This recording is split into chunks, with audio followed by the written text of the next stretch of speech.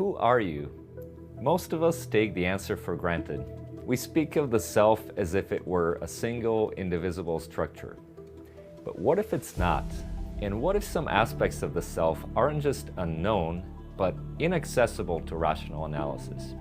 My name is Andy Christoph, and the topic of today's episode is the architecture of the self. We'll look at how our identity emerges, layer by layer, in the crucible of early relational experience. While the consequences are remarkably persistent over time, this very process also holds the key to greater well-being and personal freedom. Most of us walk through life assuming we already know ourselves, but that assumption may be the very thing keeping us trapped. Because if you don't understand how the self is actually built, you can't understand why it sometimes feels like you're watching your own life from a distance. As we come into this world, helpless and only half-formed, the self unfolds across several overlapping, interdependent domains. Somatic first, then emotional, then representational, and in the best of all worlds, reflective and mindful. These interwoven layers shape our very sense of who we are, the ways we feel, think, act, and remember, each layer resting upon and drawing from the ones that came before it. And here's the unifying thread we'll follow. The self is fundamentally relational. Our attachment history shapes how freely we can access and integrate the different layers of selfhood. And what's that history? It's the quality of attunement and protection we receive from our primary caregivers, most crucially, the mother. The journey to selfhood begins with the first and deepest of these layers, the somatic self. This constitutes the inner sanctum of the core self. From the first days of our lives, before the nervous system is fully formed, the somatic self emerges as the infant senses the startling regularity of the body, the steady drumbeat of the heart, the fullness after being fed, the warm drowsiness before sleep. Such stable sensations are bodily constancies that, for the first time, anchor the experience of continuity. But here's the kicker. This physiological process doesn't happen in isolation. It happens in relation. Those first somatic imprints depend largely on the quality of the maternal bond. According to John Bowlby, the pioneer of attachment theory, infants are hardwired to seek proximity to the primary attachment figure. He argued that this is a reflex, a biological imperative, whose obvious evolutionary function is to ensure the infant's survival. Physical closeness equals physical safety. But here's something crucial. Being out of harm's way isn't proximity's only role. What's more striking is that it literally regulates the internal functioning of the infant's body. We're talking about things like heart rate variability, cortisol levels, breathing patterns, the development of your autonomic nervous system itself. As Donald Winnicott wrote, there's no such thing as a baby, only a baby with someone else. In those formative months, most regulation is co-regulation. The caregiver's own nervous system acts as a tuning fork, an external regulator for your developing physiology. It's symbiotic body-to-body responsiveness. Every touch, every cuddle, and every tone of voice calibrates the newborn's budding somatic self. These early imprints are encoded in tissues, in autonomic responses, in how your body reacts to experience before your mind tries to make sense of it.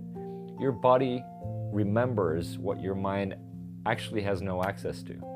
And here's why this matters. If your body learned in those early months that the world is inherently unpredictable or unsafe, you're still walking around today with a nervous system wired for threat. Studies show that the infants of sensitively responsive caregivers develop higher thresholds for physiological stress activation. This means that after arousal, the nervous system can safely return to calm. But if the caregiver is inconsistent, unavailable, or chaotic, the infant may internalize some degree of instability. The somatic self gets tuned to hyperarousal, overwhelm, or underactivation. The chronic tension in your jaw, the digestive issues that flare during stress, the way your heart races before an important meeting, these aren't just personality quirks, these are somatic traces. As clinical psychologist David Wallen writes, bodily experience can ground, inform, and enrich the self throughout life, or it may later be denied, dissociated, distorted, the body itself exploited or attacked for a variety of psychological purposes. So the body is the first mind. All later experience is stacked on that foundation, which means that if you spent years trying to think your way out of anxiety or control your way to safety, you've been working with the wrong tools. If the somatic self anchors our being, emotion gives it tone and texture. The emotional self is the outer core, firmly rooted in the same soil of attachment relationships. You can think of the emotional self as the bridge between the nervous system and the mind. Neuroscientist Antonio Damasio framed it beautifully. He said, feelings of pain or pleasure or some quality in between are the bedrock of our minds. Grounded in the body, emotions pervade our subjective experience. When we feel them intensely, they often preempt rational analysis. In fact, Descartes' famous dictum, "I think, therefore I am," probably got the whole causal sequence in reverse. William James's observation rings closer to the truth. He wrote, "Our bodies don't run from danger because we're afraid. We're afraid because our bodies are running." Physiological sensations are both the precursor and the substrate of emotions. Tightness in the jaw, butterflies in the stomach, a cortisol spike, all of these underpin specific affective states. Emotions also form the internal value system through which we appraise both internal states and external circumstances. It drives the nonverbal calculus that motivates action. Is this good or is this bad? Am I safe or am I in danger? In other words, your emotions are like pleasure-pain gauges that assign value and guide decision-making, often priming specific patterns of thoughts, beliefs, and actions below awareness. As early as 6 months, the amygdala, the seat of our threat reflex, starts interfacing with the developing hippocampus to form emotional memories. From that point until roughly age 3, the exchange of affects is the only means and topic of communication between the infant and the caregiver.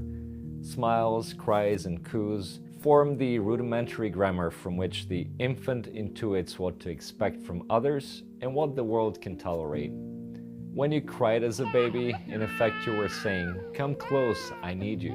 And when you cooed, you were saying, "So great to see you."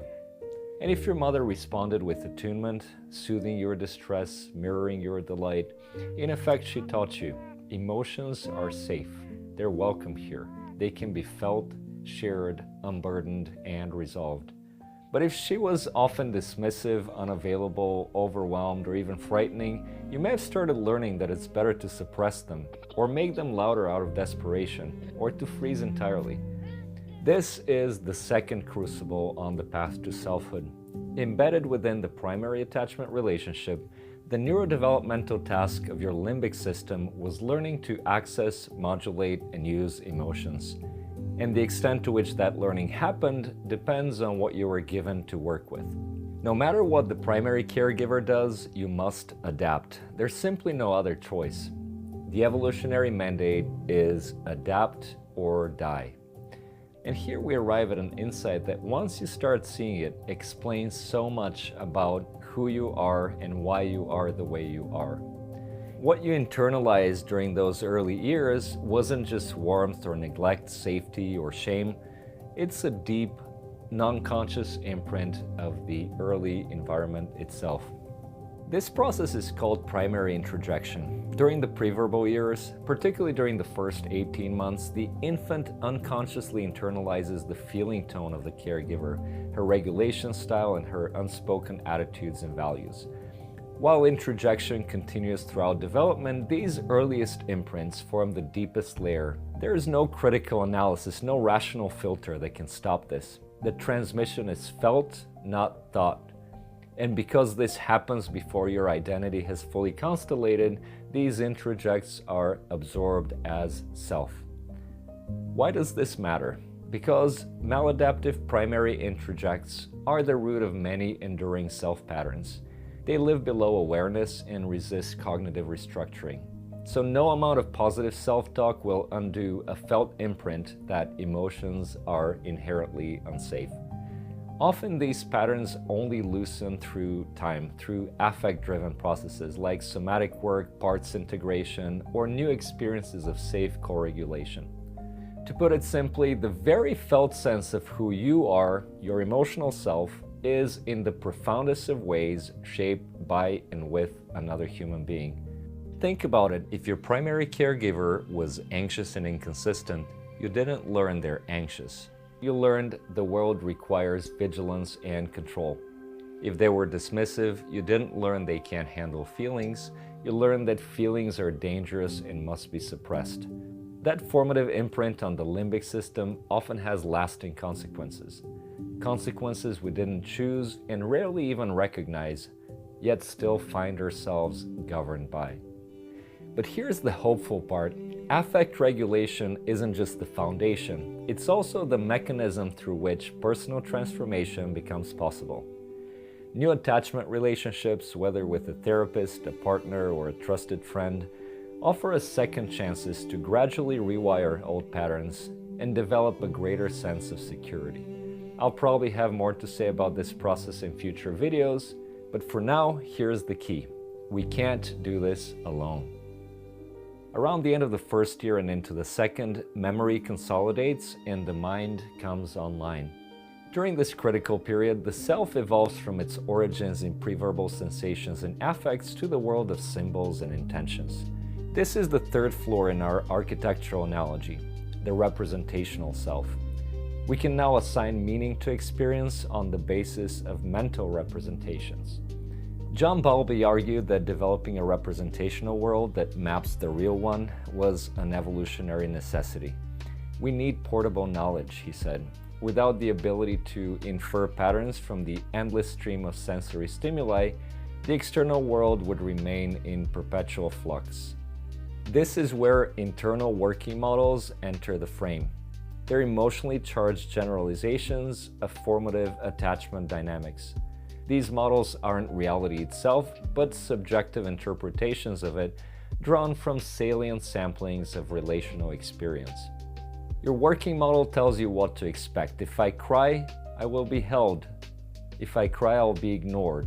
If I cry, I will be punished. If I cry, I risk being cast aside or annihilated.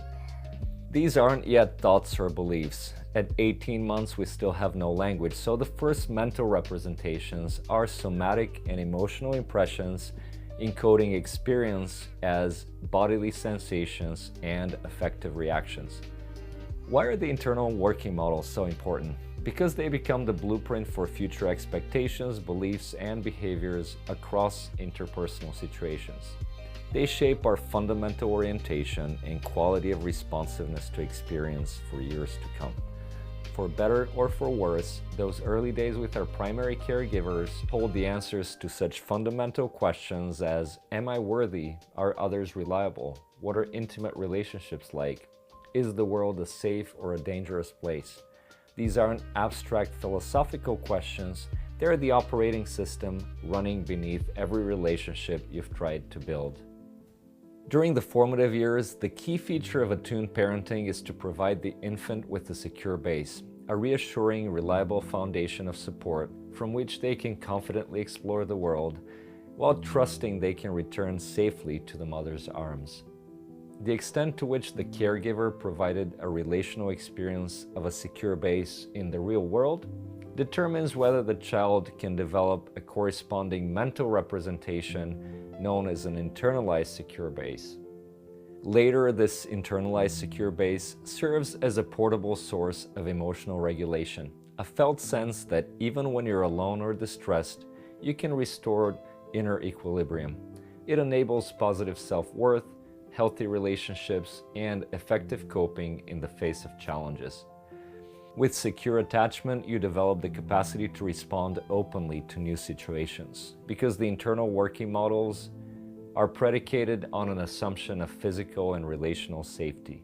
While stable, these mental representations serve as guides rather than defensive fortifications. On the other hand, if formative attachments were marked by insecurity, response flexibility is to a greater or lesser extent compromised. Your map becomes entrenched, defended, and resistant to revision. Representations harden into certainties, unspoken rules about what can and cannot be felt, thought, or desired. And here's the uncomfortable part. You're not consciously choosing these patterns. Very often they're choosing you, and then your brain creates a story to explain why that happens. They not only influence how we perceive future situations, but also tend to make us behave in ways that conform to what we already expect.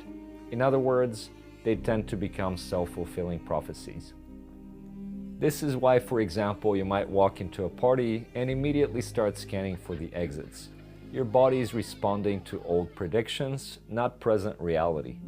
So our mental representations of ourselves and others don't merely have an emotional component, they're actually dominated outside awareness by the emotions that underpin them. As Peter Fonagy reminds us, minds are formed in minds. And if we were to take anything from the previous discussion, we may also add that bodies are formed in bodies and hearts are formed in hearts. This may sound poetic, but it captures a valuable intuition about the self's inherently relational nature. If you're simply absorbed in what you're feeling in the moment, particularly when emotions run strong, you can't gain a broader perspective. You're too much in the weeds. You fail to grasp the essentially representational nature of mental experience and remain a prisoner of what you take to be reality. You mistake your map for the territory.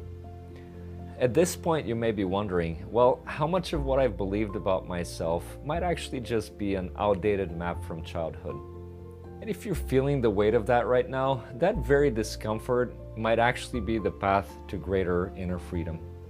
So what if we could develop the ability to gain some distance and observe our representational world rather than simply be governed by it?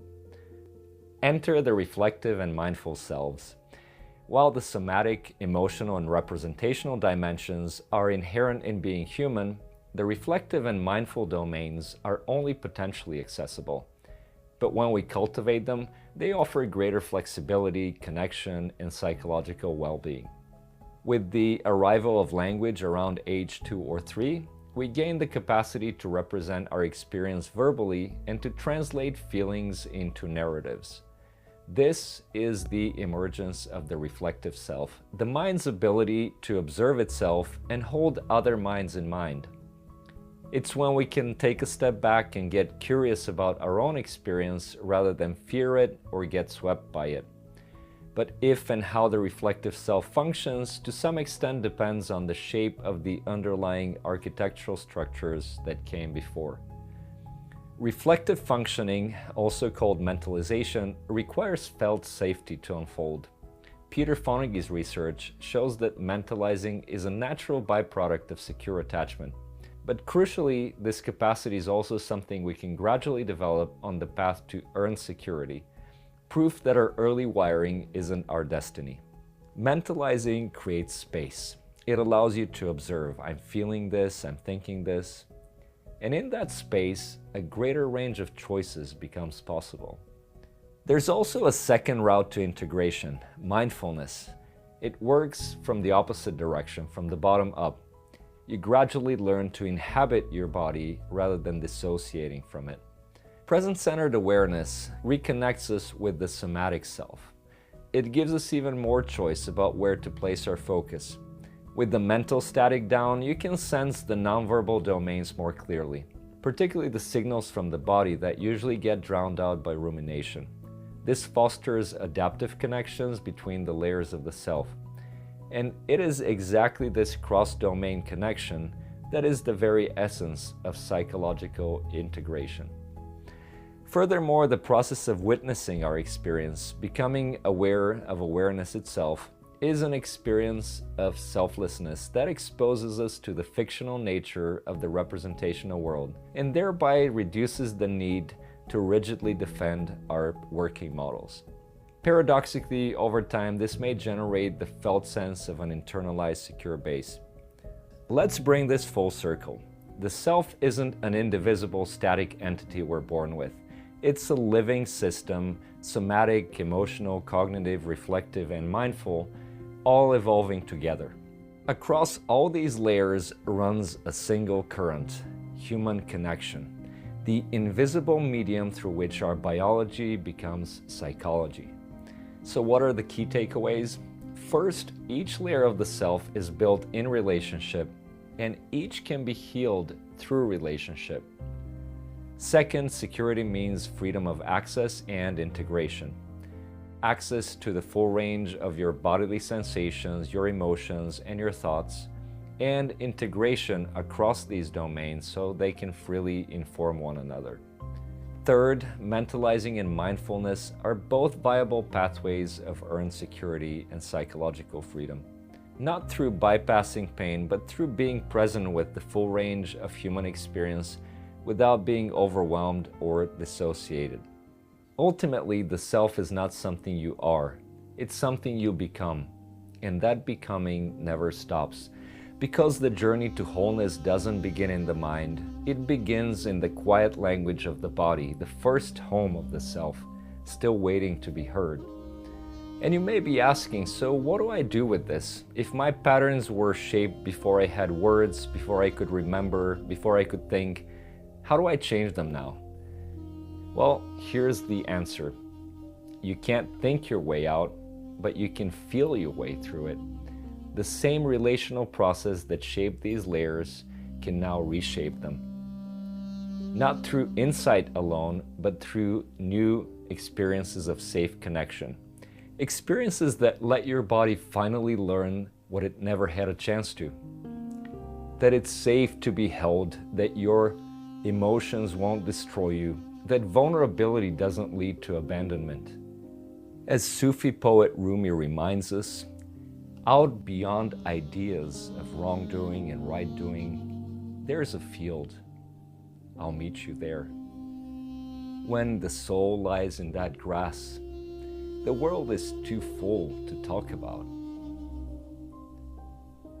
This is the journey, and it begins with one radical step, turning toward the body and finally coming home to yourself.